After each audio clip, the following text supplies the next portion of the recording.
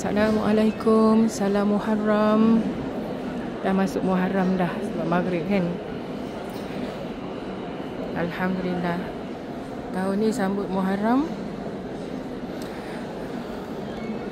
di tempat yang mulia ni.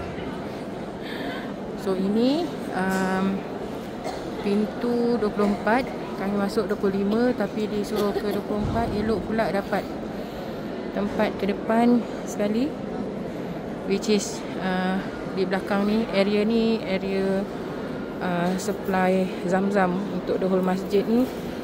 So dia nak tambah, nak kurang kat situ lah. Bukan tempat mandi mayat ya, kan. So wah, ini Muharram yang paling bermakna. 2007, masa haji 2007, Muharram di sini juga, tapi masa tu sudah di Jeddah, transit Jeddah. Dulu tak ada flight daripada Madinah. Alah, comel-comelnya dia orang datang. Tak ada flight dari Madinah. So dah sampai Madinah kena pusing balik ke Jeddah. So 8 jam mai, 8 jam pi balik. Dekat Jeddah tu macam maybe 2 hari kot. So macam rasa rugi sangat kan, because instead kita boleh spend time dekat masjid kan.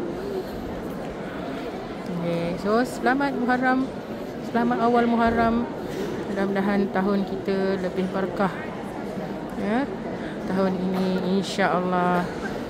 Assalamualaikum. Ini by the way sedang menunggu isyak dari maghrib tadi, dan menunggu isyak.